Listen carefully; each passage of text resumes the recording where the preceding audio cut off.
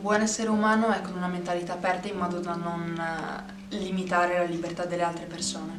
Un buon essere umano porta rispetto, non si sente superiore alle altre specie, non si sente superiore agli altri esseri umani. Non farsi influenzare dalle proprie credenze religiose, etiche o quello che è, ma che sa relazionarsi con l'altro mettendo prima l'altro che se stesso.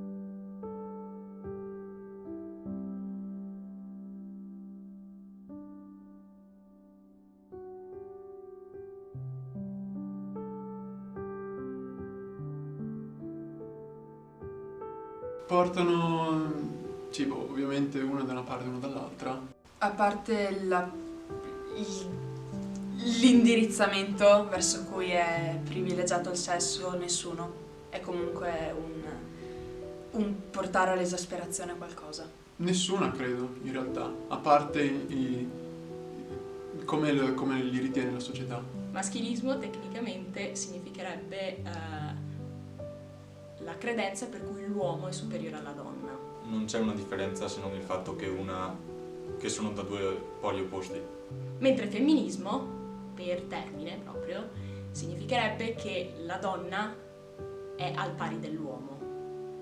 E i due termini sono molto simili.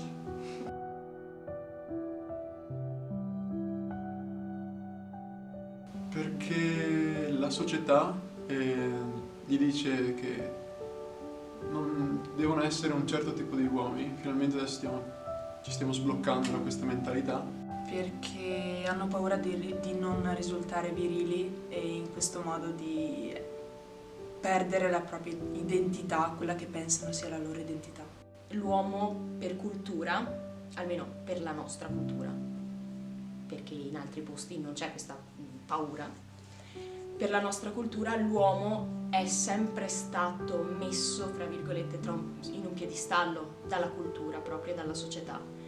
Quindi, secondo me, l'avvento del femminismo, che ha cercato di riportare la donna alla pari dell'uomo, è stato un cambiamento forte che ha rotto tanti sistemi e tante credenze che fino a quel momento erano insite nelle persone.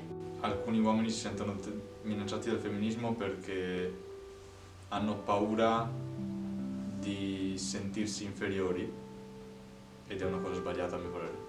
Ma dovrebbe essere esattamente come viene eletto un nuovo vicepresidente uomo, dovrebbe essere eletta una nuova vicepresidente donna, senza che venga enfatizzato il fatto che sia donna. Vogliono sentirsi uomini, l'uomo stereotipato, e non altrimenti. È brutto che dobbiamo stupirci ed esultare di una cosa del genere, cioè dovrebbe essere normale, cioè dovrebbe essere una cosa che non ci deve riempire di orgoglio perché è una cosa che siamo riusciti a raggiungere.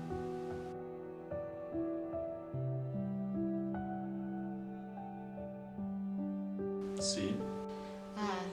Sì. Sì, maschilisti? O... Stereotipi in generale. Sì.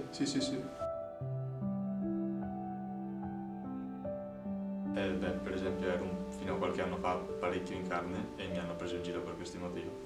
Che vorrei iniziare a capire come guidare così, e ho detto no, non ha senso che ci provi perché comunque non ce la puoi fare, sei una donna.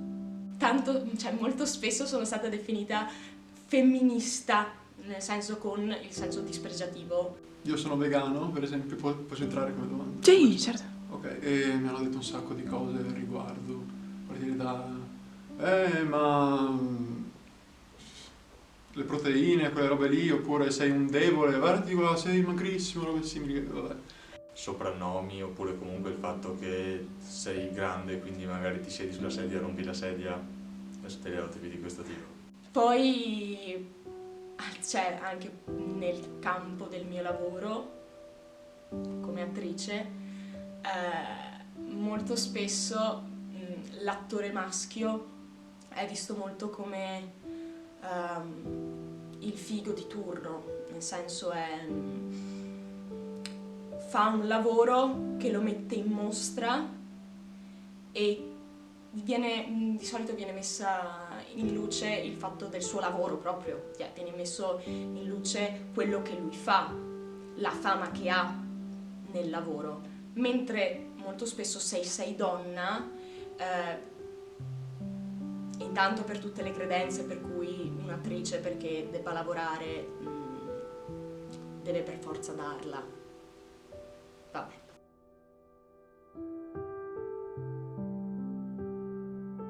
Sì.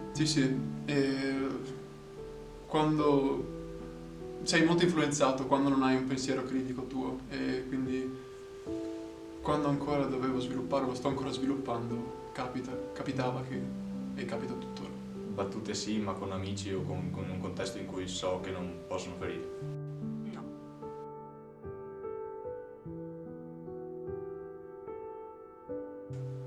Sì, se gli piace ed è ciò che si diverte a fare, allora non vedo perché no. Sì, Cioè, quello è uno stereotipo, che la donna debba stare in cucina e l'uomo invece a lavorare. dovrebbero essere visti sotto lo stesso punto di vista. Cioè, se gli fa piacere, cioè non per obbligo, come non per obbligo neanche verso l'altro sesso, verso qualunque altro. Sì, ovviamente questo stia in cucina e l'uomo fa i lavori di casa e cioè l'uomo fa la parte della donna. Se E poi lo proprio... lasciano uscire dalla cucina, anche se...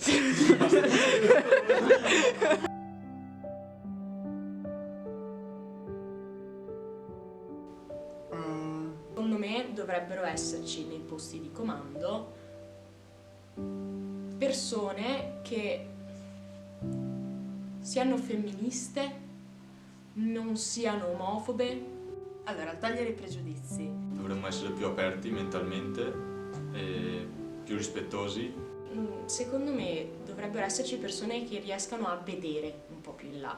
Dovremmo essere tutti più empatici. Il pensare di essere superiori.